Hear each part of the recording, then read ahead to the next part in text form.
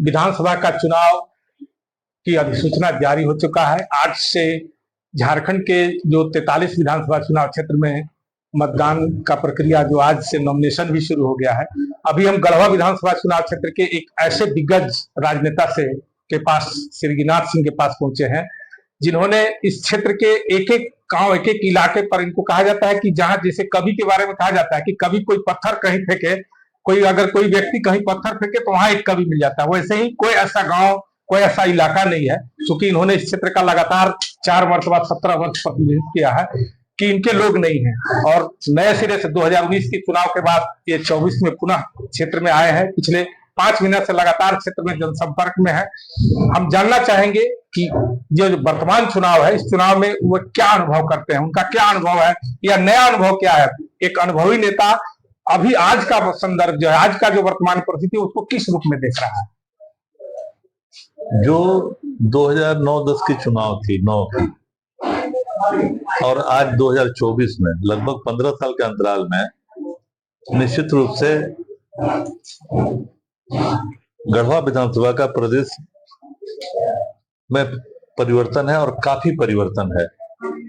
लोग पहले काम की समीक्षा करते थे, उम्मीदवार की समीक्षा करते थे, लोग समझते थे कि हमारे हित का रक्षा कौन करेगा। चूंकि यह जो लोकतंत्र में जो अधिकार है वो अगले 5 साल के लिए अग्रिम कि हमारा जो प्रतिनिधित्व जो करेगा उसको हम अग्रिम मतदान कर रहे हैं, यह देख करके कि वो हमारे 5 साल की सुरक्षा, विकास और हमारा अधिकार, 3 चीज होता है मतदाता का, यह उसका मूल्यांकन करता है।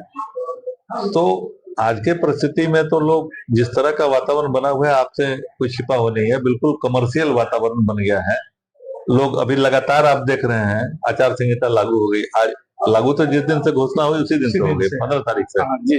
लेकिन निरंतर यह वीडियो और सारे चीजें आ रहे हैं, किस तरह से सामानों का वितरण, पायल बांटा जा रहा है महिलाओं को प्रभावित करके, कपड़ा, टी-शर्ट बांटा जा रहा है, साड़ी बांटा जा रहा है, कहीं कहीं सूचना है कि मोटरसाइकिल ही बांटा जा रहा है। तो इस तरह का सिर्फ और सिर्फ चुनाव को प्रभावित करने के लिए होता है, लेकिन इससे कोई प्रभावित, जहां जो व्यक्तिगत जाता है वहीं तक रह जाता है।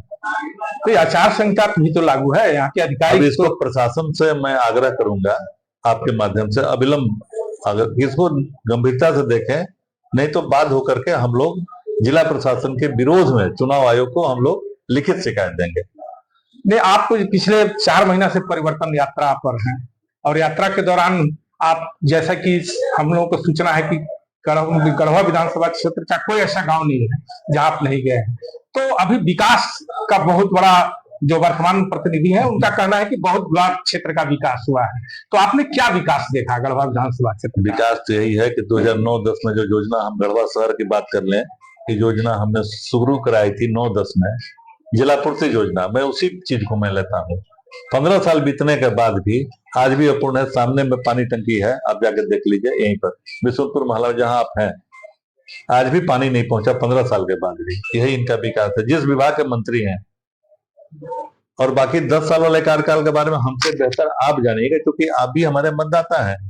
किस तरह से चेक स्लिप दे करके प्रभावित लोगों को किया गया। आज भी सारी योजनाएं इनकी जो है विधायक कोटा की लंबित है।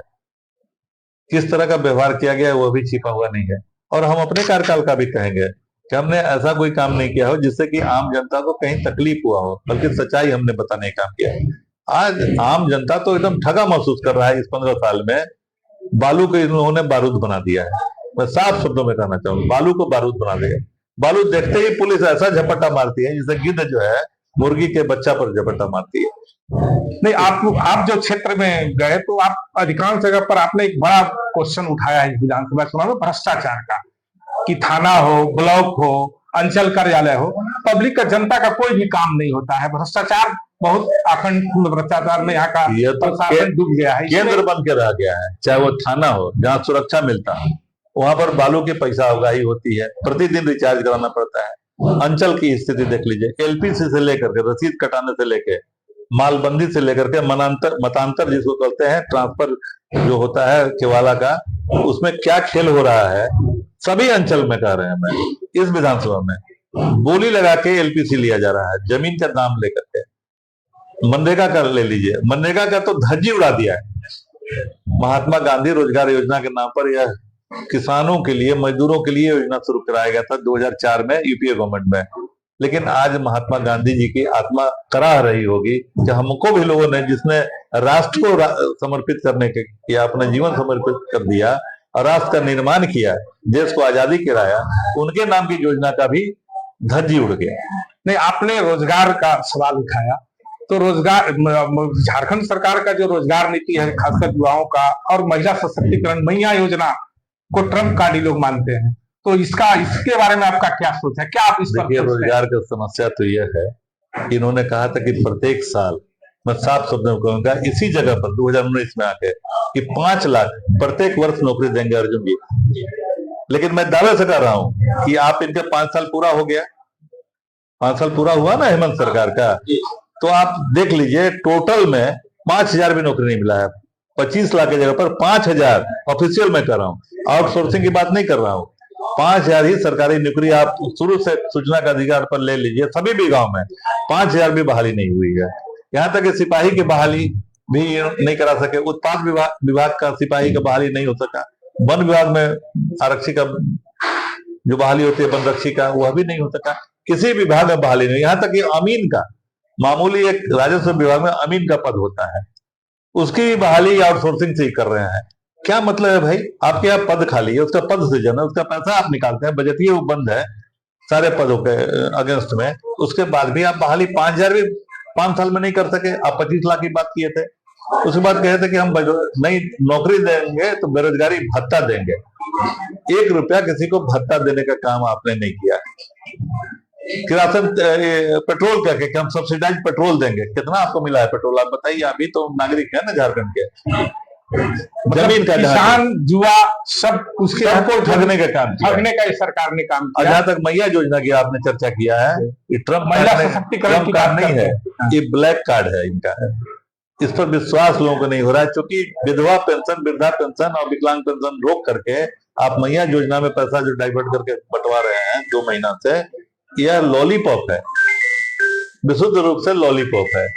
इससे कोई आम लोगों में प्रभावित नहीं। हाँ, ये बात है कि एक मरतबा लोगों का हो गया कि हम लोग को भी मैया योजना का लाभ मिलेगा, लेकिन यह जो है स्थिति बिल्कुल इनकी हास्पद हो गई है, मैं तो यह कहूंगा। 10 साल यहाँ भाजपा का मतलब प्रतिनिधि रहे सत्येंद्र नाथ तिवारी जी, और 5 साल से ये वर्तमान में मिथिलेश ठाकुर जी हैं। आप ये 15 साल का जो कार्यकाल है, इस कार्यकाल को किस रूप में देख रहे हैं? आगे आपको, आपके मन में एक पीड़ा कसक क्या है कि आखिर इस क्षेत्र को आपने छोड़ा था 2009 के बाद किलो के हाथ में जब सत्ता आई, तो आप आज क्या महसूस करते हैं? आप किस मुद्दा को लेकर इस चुनाव में जा रहे हैं? देखिए, सबसे बड़ा मुद्दा है भ्रष्टाचार, नंबर 1।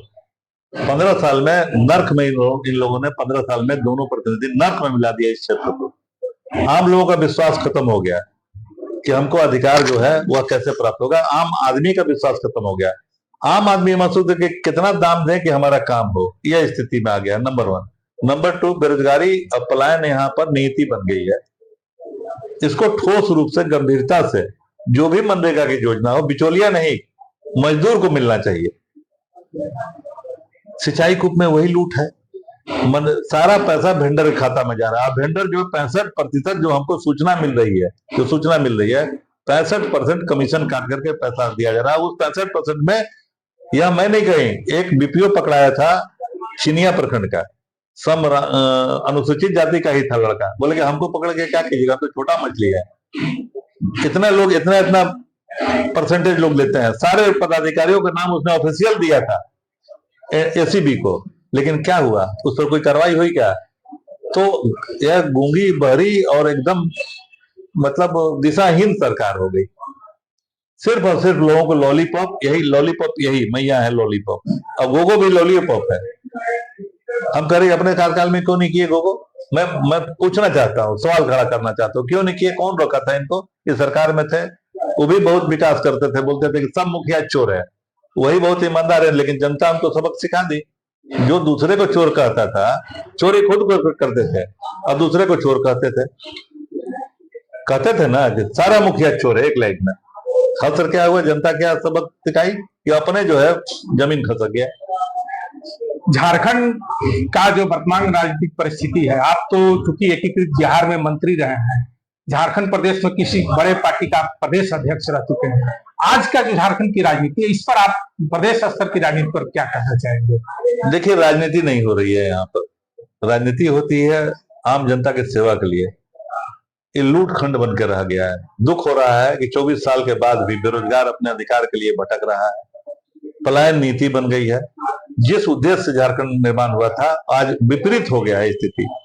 बल्कि दूसरे प्रदेश को हम कहेंगे जो इनके साथ 2 राज्य बना था, वहां कुछ व्यवस्थित हुई है सिस्टम, वहां आया है, स्थिरता आई है। लेकिन यहाँ तो अस्थिरता का ही माहौल रहा, जबकि सरकार स्थिर रही इनके 5 साल, कोई डिस्टर्बेंस नहीं हुआ। लेकिन उसके बाद भी आम लोगों के लिए काम नहीं कर सके। जो भी है सिर्फ और सिर्फ लूट मचा है, चाहे रांची में हो या गढ़वा में हो। अंतिम मेरा सवाल आपसे है कि आपको यदि मौका मिला इस बार, तो आपकी प्राथमिकता क्या होगी? किसानों के लिए सबसे पहले मैं किसानों के लिए खेत में पानी देने का काम करूंगा। 1 एकड़ 2 एकड़ कोई भूमिहीन नहीं है आज की तारीख में, सभी भूमिहीन रही थे, चाहे अनुसूचित जाति हो, अनुसूचित जनजाति हो, या सामान्य वर्ग के लोग किसान हो, या किसी वर्ग किसी विशेष हो, उनके लिए सिंचाई की प्राथमिकता हमारी होगी।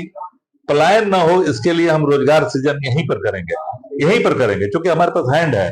अगर उनको उपस्कर हम उपलब्ध करा दें, तो समझ लीजिए कि अगर हम कॉटेज इंडस्ट्रीज, अगर 10,000 महिलाओं का एक जगह केंद्र बना दें, हम सिलाई मशीन बैठाने का, हमारा यहाँ से तैयार होकर कच्चा रॉ मटेरियल आएगा, मतलब कपड़ा। अगर हम यहाँ स्टिचिंग करके प्रत्येक दिन अगर हम लाखों ड्रेसेज बना करके, चूंकि हैंड है हमारे पास, हुनर है, काम करने वाले लोग हैं, बेरोजगार हैं, तो उनको एक एक आदमी को 1,000 रुपए प्रतिदिन कमाई का मौका हम दे सकते हैं। हमारे पास ऐसा विजन है और मैंने दिमाग में सोचा है बेरोजगार लोगों के लिए। और बाकी कुछ इंडस्ट्रीज भी यहाँ पर होनी चाहिए, जैसे पावर प्लांट। हमने अपने कार्यकाल में एक जर्मनी में एमयू किया था, उस समय तत्कालीन उप मुख्यमंत्री हमारे अभी दिवंगत हो गए सुधीर महतो जी, उनके सामने हुआ था एमयू, जर्मनी में हमने किया था यहाँ पर पावर प्लांट के लिए चिनिया प्रखंड में, जो धरातल पर नहीं उतरा 9 के बाद, बात ही खत्म हो गया।